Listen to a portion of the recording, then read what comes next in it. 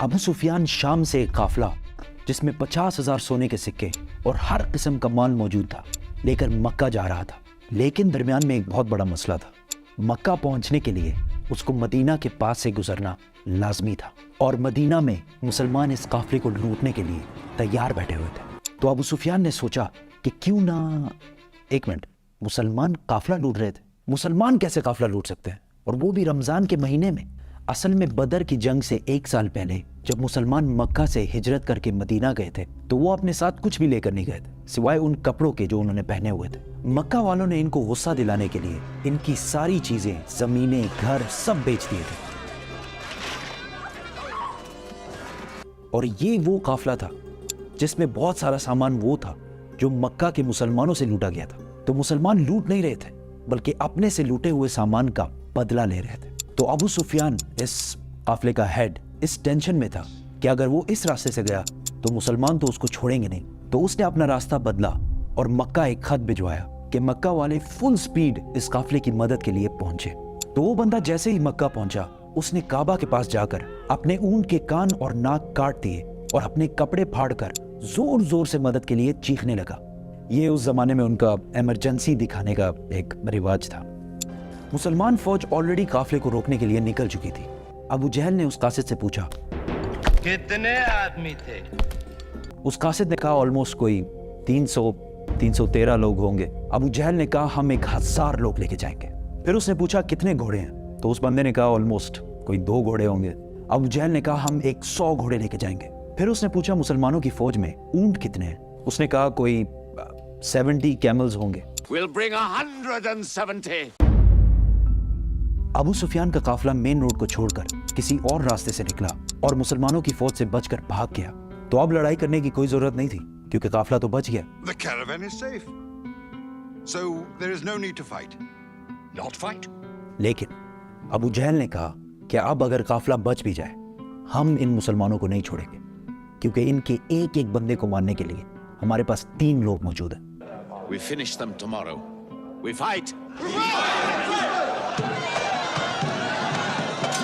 محمد صلی اللہ علیہ وسلم نے اپنی فوج کو بدر کے پہلے کنویں کے پاس جا کر پڑاؤ ڈالنے کا حکم دیا۔ تو ایک صحابی نے آ کر پوچھا یا رسول اللہ، یہ جگہ آپ نے اللہ کے کہنے پہ چوز کی ہے یا مشورے سے؟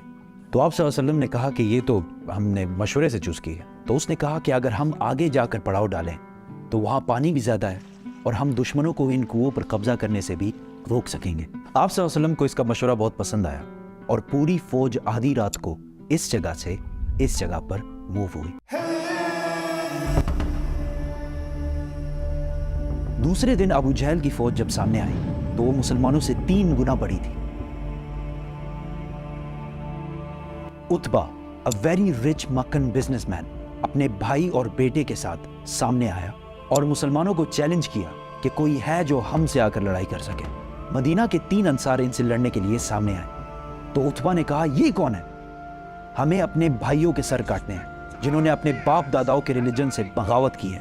حضرت حمزہ، حضرت عبیدہ اور 24 ایئر اولڈ علی رضی اللہ تعالیٰ عنہ سامنے آئے اور لڑائی شروع ہوئی۔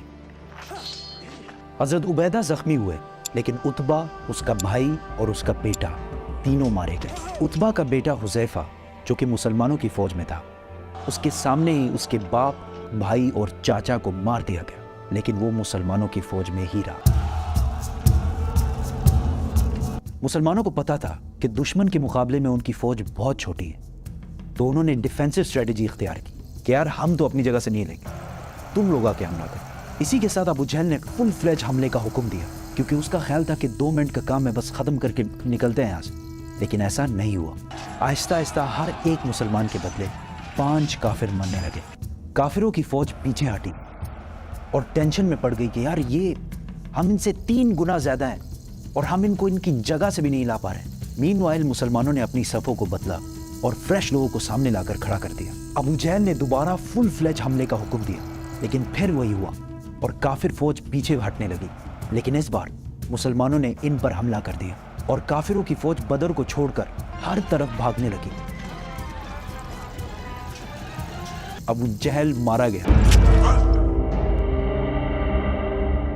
مکہ میں سارے جیت کی خبر کا انتظار کر رہے تھے کیونکہ پچھلے 60 سال میں مکہ کے قریش کو کوئی بڑی شکست نہیں ہوئی تھی اور آلموسٹ 65 سال پہلے انہوں نے ابرہہ کے 60,000 فوج کو بھی ہرایا تھا اور اس کی وجہ سے پورا عرب قریش کو اپنا لیڈر مانتا تھا. لیکن اب مکہ کے قریش صرف 313 لوگوں سے ہار گئے تھے. پہلے جو لوگ جنگ سے بھاگ کر مکہ پہنچے تو ان پر کسی نے یقین ہی نہیں کیا کہ ایسا ہو ہی نہیں سکتا کہ ہم جنگ ہار گئے ہوں. لیکن آہستہ آہستہ انہیں سمجھ آنے لگی کہ وہ یہ جنگ اور پورے عرب میں اپنی عزت ہار چکے ہیں. ایک مشہور ویسٹرن ہسٹورین لکھتے ہیں کہ جنگ بدر سے پہلے عرب محمد کو ایک کمزور آدمی سمجھتے تھے جس کو اپنے ہی لوگوں نے نکال دیا تھا اور وہ دوسروں سے مدد مانگتا پھرتا تھا. لیکن جنگ بدر کے بعد محمد ایک بادشاہ اور ملٹری جینیس کے طور پر پورے عرب میں مشہور ہو گیا کیونکہ انہوں نے اپنے سے 3 گنا بڑی فوج کو ہرا کر دکھایا تھا. جیت کی خبر لے کر جب مسلمان مدینہ پہنچے تو ہر طرف خوشی اور سیلیبریشن چل رہی تھی. لیکن جیسے ہی رسول اللہ صلی اللہ علیہ وسلم اپنے گھر میں داخل ہوئے تو ان کو پتہ چلا کہ ان کی بہت ہی پیاری بیٹی رقیہ جس سے وہ بہت پیار کرتے ہیں کچھ ہی دن پہلے فوت ہو چکی ہے.